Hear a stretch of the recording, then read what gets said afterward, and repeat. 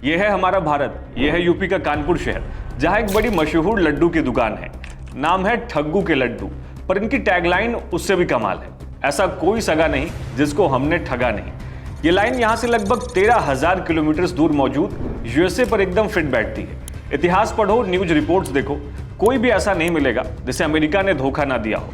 गिरगिट भी रंग बदलने में अमेरिका के आगे फेल हो जाता है। खुद देखो, पिछले 2 सालों से अमेरिका यूक्रेन की मदद कर रहा था, पर अब अमेरिका ने मिलिट्री एड रोक दी है। रशिया से अमेरिका के लिए लड़ रहे सोल्जर्स को धोखा दिया है। इजराइल जैसे नेचुरल अलाई का भी साथ अमेरिका छोड़ रहा है। भारत, जिसका नाम ले लेकर ट्रंप ने चुनाव जीता, हमारे पीएम को अपना दोस्त बताकर अमेरिका में वोट बटोरा। जो भारत और यूएसए के नेचुरल अलाइज होने की कस्में खा रहे थे, वही ट्रंप सत्ता में आते ही भारत की जड़ें काटने की कोशिश कर रहे हैं और देशों की तरह भारत पर भी सेम रेसिप्रोकल टैरिफ्स लगाने की बात कर रहे हैं। इंडिया पाकिस्तान कॉन्फ्लिक्ट में युद्ध विराम के लिए एक तरीके से पाकिस्तान की ओर से पैरवी करते नजर आ रहे थे। कहते हैं कि मैं नहीं चाहता कि एप्पल अपने आईफोन्स भारत में मैन्युफैक्चर करे। I had a little problem with Tim Cook yesterday. I said to him, Tim, you're my friend. I treated you very good. You're coming in with $500 billion, but now I hear you're building all over India. I don't want you building in India. You can build in India if you want to take care of India. Trump की ऐसी policies पूरी दुनिया को धोखा दे रही हैं, पर ये पहली बार नहीं है। ऐसा सिर्फ ट्रंप कर रहे हैं ऐसा भी नहीं है। 250 सालों के इतिहास ने अमेरिका ने ऐसा कई बार किया है, अपने दोस्तों की पीठ में छुरा भोंका है। और आज का ये वीडियो प्रूव करेगा क्यों अमेरिका आज तक किसी के लिए भी लॉयल नहीं रहा है। 1770s अमेरिका पर ब्रिटेन का रूल होता है। अमेरिकन्स ब्रिटेन की इंपीरियलिज्म के खिलाफ लड़ाई लड़ते हैं। इस लड़ाई को अमेरिकन रेवोल्यूशन कहा जाता है। फ्रांस इस लड़ाई में अमेरिका का साथ देता है। यूएसए को ग्रांट्स और लोन्स देता है। अमेरिकन सोल्जर्स को वेपन्स प्रोवाइड करता है। फ्रेंच जनरल्स की लीडरशिप में हजारों फ्रेंच सोल्जर्स यूएसए की ओर से लड़ते हैं, जो अमेरिकन रेवोल्यूशन की सक्सेस में की रोल प्ले करता है। फ्रांस 1778 में ट्रीटी ऑफ अलायंस भी साइन करता है, जिससे अमेरिकन वॉर ऑफ इंडिपेंडेंस एक इंटरनेशनल कॉज में कन्वर्ट हो जाता है। ब्रिटेन पर और ज्यादा डिप्लोमेटिक प्रेशर पड़ता है, लेकिन इतना सब करने के बाद भी अमेरिका फ्रांस को धोखा दे देता है। यहां से वीडियो को अब और ध्यान से देखना। 1780s का दशक खत्म हो रहा था। फ्रांस में फ्रेंच रेवोल्यूशन पीक पर होता है। फ्रांस की राजशाही अमेरिका से मदद के लिए गुहार लगाती है। फ्रांस को अमेरिका से उम्मीद होती है, जैसे हमने अमेरिका का साथ दिया, वैसे अमेरिका भी मुश्किल की इस घड़ी में फ्रांस का साथ देगा। दोनों देशों ने इसके लिए 1778 में ट्रीटी ऑफ अलायंस भी साइन की थी, जिसका मतलब यही था, जब भी दोनों देशों के ऊपर कोई मुसीबत आएगी, दोनों देश एक दूसरे को म्यूचुअल डिफेंस प्रोवाइड करेंगे। लेकिन अमेरिका फ्रांस के लिए ऐसा कुछ नहीं करता। फ्रेंच रेवोल्यूशन समाप्त होता है। फ्रांस इंटरनल कॉन्फ्लिक्ट्स और यूरोपियन पावर्स के साथ वॉर्स में इन्वॉल्व हो जाता है, पर तब भी अमेरिका बस खड़े खड़े तमाशा देखता है। लेकिन 1793 में अमेरिका हद पार कर देता है। अमेरिका के राष्ट्रपति जॉर्ज वॉशिंगटन बकायदा यूएस न्यूट्रलिटी प्रोक्लेमेशन इशू करते हैं, जिसमें डिक्लेयर किया जाता है अमेरिका यूरोपियन कॉन्फ्लिक्ट्स में पूरे तरीके से न्यूट्रल रहेगा। मतलब साफ था, अमेरिका ना तो फ्रेंच राजशाही को सपोर्ट करता है, ना ही फ्रांस को हड़पने जा रहे ब्रिटेन जैसे पड़ोसियों के खिलाफ फ्रांस की जनता को। फ्रांस को पैसों की जरूरत होती है। फ्रांस अमेरिका के पास जाता है, कहता है हमने अमेरिकन रेवोल्यूशन में आपको काफी लोन्स दिए हैं, हमें अब उन पैसों की जरूरत है, लौटा दो। अमेरिका साफ इनकार कर देता है, कहता है हम तुरंत पैसे नहीं लौटा पाएंगे। मदद की बजाय अमेरिका फ्रांस के विरोधी ब्रिटेन से ही दोस्ती करने लगता है। 1794 में ब्रिटेन से ट्रेड रिलेशंस बनाता है। ट्रेड रिलेशंस को सिक्योर रखने के लिए द जे ट्रीटी साइन करता है। फ्रेंच रेवोल्यूशनरी लीडर्स को बहुत बड़ा झटका लगता है। अमेरिका प्रूव कर देता है उसके लिए पैसों से बढ़कर के कुछ भी नहीं है। अमेरिका आज भी इसी रास्ते पर है। लेकिन अब चलो 18th सेंचुरी से निकल करके 21st सेंचुरी पर आते हैं। 9/11 अटैक 21st सेंचुरी की शुरुआत इसी दुखद घटना से होती है। पूरा अमेरिका दहल जाता है, पूरी दुनिया आतंकवाद के खिलाफ हो जाती है। अमेरिका कसम खाता है 9/11 अटैक कराने वाले टेररिस्ट ग्रुप अलकायदा को मिट्टी में मिला देंगे। अफगानिस्तान में मिलिट्री ऑपरेशंस लॉन्च होते हैं। यहां मौजूद आतंकवादियों को निशाना बनाया जाता है। सबसे ज्यादा तालिबान को टारगेट किया जाता है। 20 साल तक अमेरिकन सोल्जर्स अफगानिस्तान में तैनात रहते हैं, लेकिन एक दिन अचानक अमेरिका अपने सोल्जर्स को वापस बुला लेता है। तालिबान का अफगानिस्तान पर कब्जा हो जाता है। जिन अफगानियों ने अमेरिका के लिए खून बहाया था, अमेरिका उन्हें धोखा दे देता है। 9/11 अटैक का mastermind Osama bin Laden Pakistan में पकड़ा जाता है, लेकिन अमेरिका टेररिज्म के सबसे बड़े ब्रीडर पाकिस्तान पर कोई एक्शन नहीं लेता। उल्टे पाकिस्तान को लगातार फंड प्रोवाइड करता है। पाकिस्तान इन पैसों को आतंकवाद में लगाता है। टेररिज्म खत्म करने आया अमेरिका इस पूरे रीजन में टेररिज्म को और बढ़ा देता है, क्योंकि टेररिस्ट और टेररिज्म से अमेरिका का अपना अलग नाता है। जो टाइम और नीड के साथ बदलता रहता है। तो आओ अमेरिका के बिट्रायल को कुछ और एग्जाम्पल से समझते हैं। मिडिल ईस्ट से लेकर के पाकिस्तान तक टेररिज्म के जितने भी चेहरे हैं, सब में अमेरिका की परछाई है। 1970s और 1980s की बात है। यूएसए और यूएसएसआर के बीच में कोल्ड वॉर अपने चरम पर होता है। अमेरिकन इंटेलिजेंस एजेंसी CIA एक कोवर्ट ऑपरेशन साइक्लोन लॉन्च करती है। अफगानिस्तान में मुजाहिदीन फाइटर्स को आर्म्स और फंड्स प्रोवाइड किया जाता है।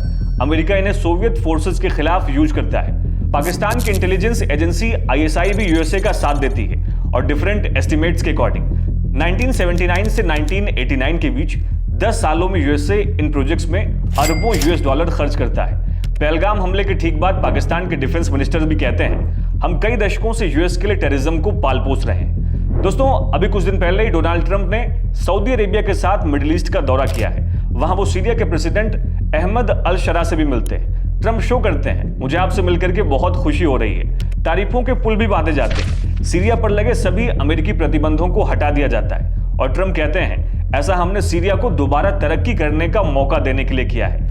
लेकिन अब ये पोस्टर देखो, कभी अमेरिका ने ही अहमद अल शरा को मोस्ट वांटेड टेररिस्ट घोषित किया था। $10 मिलियन का इनाम भी रखा गया था। हालांकि तब बस फर्क इतना था कि तब अल शरा अबू मोहम्मद अल जुलानी के नाम से जाने जाते थे। लेकिन अब समय का पहिया घूम चुका है। अमेरिका के प्रेसिडेंट को खुद के टेररिस्ट से हाथ मिलाना पड़ रहा है। उन्हें सीरिया का भविष्य बताना पड़ रहा है। और आज जो भी ट्रंप मिडिल ईस्ट में कर रहे हैं, उसका सीधा असर यूएसए के नेचुरली अलाई इजराइल पर पड़ सकता है। पर ट्रंप को कोई फर्क नहीं पड़ता। ट्रंप ने कुछ दिन पहले ही यूएसए और यमन के हूती लड़ाकों के बीच सीजफायर घोषित किया है। समझौता हुआ है। अब हूती लड़ाके यूएसए के स्टेट्स पर हमला नहीं करेंगे। लेकिन ये बहुत शॉकिंग है, क्योंकि समझौते में अमेरिका ने इजराइल को पूरे तरीके से इग्नोर किया है, जबकि यमन के हूती लड़ाके हमास के सपोर्ट से लगातार इजराइल को अपना निशाना बना रहे हैं। यही अमेरिका एक American Israeli hostage Edan Alexander की रिहाई के लिए हमास से डायरेक्ट डील करता है। ट्रंप मिडिल ईस्ट जाते हैं, सऊदी अरब, कतर और यूएई का दौरा करते हैं, पर मिडिल ईस्ट में अपने क्लोजेस्ट एलाई इजराइल को साइडलाइन कर देते हैं। ट्रंप इजराइल से अमेरिका आने वाले गुड्स पर भी 17% का टैरिफ इंप्लीमेंट कर देते हैं। इजरायली ऑफिशियल्स इसे एक शेमफुल बिट्रायल बताते हैं और ये सब दिखाता है अमेरिका समय के साथ रंग बदलता रहता है। पर यूएसए भारत को कैसे धोखा दे रहा है, अब इसको थोड़ा और डिटेल में समझते हैं। 1947 भारत अंग्रेजों से आजाद होता है। अमेरिका चाहता है भारत उसके कंट्रोल में रहे। 1915-60s में अमेरिका भारत की फूड शॉर्टेज का फायदा उठाता है। पब्लिक लॉ 480 के अंडर प्रोवाइड किए जाने वाले फूड एड को हथियार बनाता है। भारत से अपनी बात मनवाने के लिए सप्लाईज में डिले करता है और इसका बेस्ट एग्जांपल है अमेरिका की शॉर्ट टेथर पॉलिसी। 1965 से 66 का टाइम था। भारत अब पाकिस्तान के साथ वॉर में होता है। भारत में सूखे की स्थिति होती है और इसी दौरान अमेरिका शॉर्ट टेथर पॉलिसी अपनाता है। अमेरिका भारत आने वाले फूड एंड शिपमेंट को मंथली अप्रूव करता है। अमेरिका चाहता था भारत को बार बार परेशान किया जाए ताकि भारत यूएसए की बात मान ले। इंडियन इकोनॉमी को अमेरिका के अकॉर्डिंग लिबरलाइज किया जाए, जिससे अमेरिकन कंपनीज को भारत में एक्सेस मिल जाए। वियतनाम वॉर में भारत अमेरिका को सपोर्ट करे। नॉन अलाइनमेंट की फॉरेन पॉलिसी को भारत छोड़ दे। भारत ऐसा कुछ नहीं करता। अमेरिका 1965-1971 इंडो पाक वॉर में पर्दे के पीछे से पाकिस्तान को सपोर्ट करता है। भारत 1974 में पोखरण न्यूक्लियर टेस्ट करता है। अमेरिका भारत पर सैंक्शंस लगा देता है। 1975 में न्यूक्लियर सप्लायर्स ग्रुप फॉर्म करता है ताकि भारत न्यूक्लियर टेक्नोलॉजी ना अचीव कर पाए। लेकिन भारत अमेरिका के आगे घुटने नहीं टेकता, अपनी राह खुद बनाता है। पर अमेरिका आज भी पर्दे के पीछे से भारत पर हमला करता रहता है, जिसे ट्रंप के सेकेंड टेन्योर ने पूरे तरीके से सच साबित कर दिया है। ट्रंप अवैध प्रवासी भारतीयों को मुजरिम की तरह हाथ पैर बांधकर भारत भेजते हैं, जिन्होंने बस गलत तरीके से यूएसए में बसने की कोशिश की थी। भारत पर और देशों की तरह सेम रेसिप्रोकल टैरिफ्स लगाने की बात करते हैं। एप्पल के सीईओ से कहते हैं, भारत में फैक्ट्रियां लगाने की जरूरत नहीं है। मैं नहीं चाहता कि एप्पल के फोन वहां बने। और ये तब है जब खुद एप्पल के सीईओ टिम कुक ने कहा है, अमेरिकी बाजार में बिकने वाले 50% आईफोन्स भारत में बन रहे हैं। लेकिन भारत के साथ अमेरिका का सबसे बड़ा धोखा ऑपरेशन सिंदूर के टाइम सामने आता है। 7 मई 2025 भारत के ऑपरेशन सिंदूर पर ट्रंप पहली बार प्रतिक्रिया देते हैं। कहते हैं, हमने अभी अभी इसके बारे में सुना है। वे लोग दशकों बल्कि सदियों से लड़ रहे हैं। उम्मीद है कि जल्दी खत्म। A little bit of the past. They've been fighting for a long time. You know, they've been fighting for many, many decades and centuries, actually, if you really think about it. No, I just hope it ends very quickly. Trump अपने बयान में भारत और पाकिस्तान को एक जैसा बताने की कोशिश करते हैं, जबकि भारत ने ऑपरेशन सिंदूर आतंकवाद को पनाह देने वाले पाकिस्तान के खिलाफ छेड़ा था।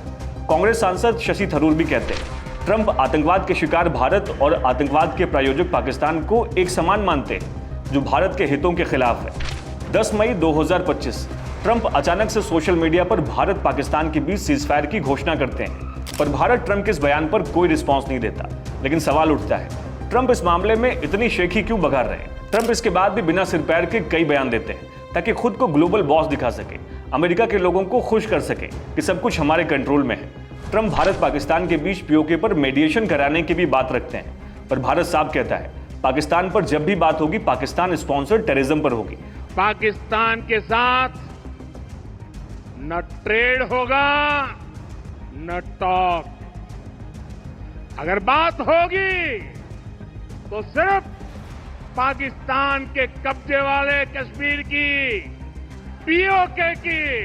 और फाइनली 15 मई 2025 ट्रंप भारत पाकिस्तान के बीच सीजफायर कराने के बयान से पलट जाते हैं। कहते हैं मैं ये नहीं कहता कि सीजफायर मैंने कराया है, लेकिन इसको सेटल करने में मैंने मदद की है। I don't want to say I did, but I sure as hell helped settle the problem between Pakistan and India last week, which was getting more and more hostile. Trump के ऐसे statement से दो चीजें समझ आती हैं। पहला, America ने आतंकवादी हमला और भारत की आतंकवादियों पर स्ट्राइक को एक तराजू पर तोला। दूसरा, सीजफायर पर भारत की स्टैंडिंग से अलग बयान दिए। लेकिन इसके बाद भी अमेरिका कंगाल पाकिस्तान को आईएमएफ से $2.4 बिलियन का बेल आउट प्रोवाइड करता है ताकि जब भी अमेरिका को जरूरत हो वो पाकिस्तान का कान ऐंठ कर उसकी जमीन का इस्तेमाल कर सके। भारत के ऑपरेशन सिंदूर के दौरान पूरी दुनिया ने S-400 एयर डिफेंस सिस्टम का जौहर देखा है, पर अमेरिका नहीं चाहता था भारत इस सिस्टम को रशिया से परचेज करे। जो बाइडेन ने तो उसके लिए भारत पर सैंक्शंस लगाने तक की धमकी दे डाली थी, पर भारत अमेरिका को इग्नोर करता है, अपने दोस्त रशिया से डील करता है और आज भारत का एक कदम सही साबित होता है। यानी इन सब से एक बात बहुत क्लियर है, यूएसए भारत का दुश्मन हो या ना हो मगर दोस्त तो बिल्कुल नहीं है। लेकिन एक सवाल अभी भी आपके मन में आ रहा होगा कि आखिर यूएसए की डिप्लोमेटिक पॉलिसी क्या है और आखिर कैसे वो इतनी आसानी से अपना पाला बदल लेता है। तो अब इसको भी डिटेल में समझते हैं। देखो, अमेरिका हमेशा एक यूएस सेंटर्ड और ट्रांजैक्शनल अप्रोच से आगे बढ़ता है। अमेरिका कभी भी परमानेंट फ्रेंड्स नहीं बनाता, अलाइज नहीं बनाता, बस वो प्रॉफिट देखता है, पैसे देखता है, अपना इंटरेस्ट देखता है। फॉर एग्जाम्पल, कुछ टाइम पहले अमेरिका को यूक्रेन की जरूरत थी ताकि वो रशिया को वॉर में उलझाए रखे। अमेरिका नेटो और दूसरे अलाइज के साथ यूक्रेन की हर संभव मदद करता है, पर अब अमेरिका का इंटरेस्ट रशिया को कमजोर करने का नहीं है, यूक्रेन से मिनरल्स लेने का है। अमेरिका की नजर यूक्रेन के ग्रेफाइट, टाइटेनियम और लिथियम जैसे रेयर अर्थ मिनरल और क्रिटिकल मिनरल्स पर है, क्योंकि अमेरिका ये सब चाइना से इंपोर्ट करता है। पर इस टाइम अमेरिका चाइना के साथ ट्रेड वॉर में है।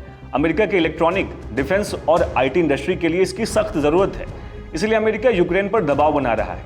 यूक्रेन के प्रेसिडेंट की ऐसी बेइज्जती कर रहा है ताकि वो पीस पैक्ट पर साइन कर दें। और अब अमेरिका ने यूक्रेन को जो पैसे दिए हैं उसके बदले यूक्रेन अमेरिका को अपना मिनरल दे। दोस्तों, अमेरिका ऐसे ही अपनी प्रायोरिटी के अकॉर्डिंग पॉलिसीज को चेंज करता रहता है। अमेरिका के लिए करना भी आसान है क्योंकि ग्लोबल इकोनॉमी आज भी डॉलर पर डिपेंडेंट है। दुनिया की सबसे बड़ी इकोनॉमी आज भी अमेरिका ही है, इसलिए अमेरिका चाहता है कि दुनिया उसकी उंगलियों पर नाचती रहे। लेकिन इसका एक काउंटर पर्सपेक्टिव भी है, जिसे हम भारत से समझ सकते हैं, जो बांग्लादेश की आज़ादी के लिए पाकिस्तान से वॉर लड़ता है, लिट्टे के आतंक से परेशान श्रीलंका को सपोर्ट प्रोवाइड करता है, अफगानिस्तान में इंफ्रा बिल्ड करता है। पर इन सब में भारत का कोई इमीडिएट बेनिफिट नहीं होता, ना ही भारत इसके बदले में कुछ डिमांड करता है। भारत वसुधैव कुटुंबकम की फिलॉसफी से आगे बढ़ता है। भारत मुसीबत में अपने दुश्मनों की भी मदद करता है। वो बात अलग है कि टर्की, अजरबैजान, बांग्लादेश और मालदीव जैसे देश मौका पड़ने पर भारत के एहसानों को भूल जाते हैं, मगर भारत अपने कर्तव्य को हमेशा सर्वोपरि रखता है। लेकिन अमेरिका की ऐसी कोई पॉलिसी नहीं है, वो केवल और केवल अपने बारे में सोचता है, अपनी हर चाल इसी नजरिए से चलता है। आप देखोगे इसीलिए अमेरिका की क्रेडिबिलिटी लगातार घटती जा रही है। भारत ग्लोबल डिप्लोमेसी के मंच पर बहुत तेजी से आगे बढ़ रहा है। दोस्तों, ऐसे में अब ये देखना दिलचस्प होगा कि आने वाले 25 सालों में जब भारत अपनी आज़ादी के 100 साल पूरे कर लेगा, तब दुनिया का असली बॉस खोखले दावे करने वाला अमेरिका होता है या फिर अपने आदर्शों पर चलने वाला भारत। आपकी इस पर राय क्या है? कमेंट सेक्शन में जरूर लिखना। हमारे वीडियो से अगर आपको वैल्यू मिलती है तो हमारे चैनल को लाइक, शेयर और सब्सक्राइब करना ना भूलना।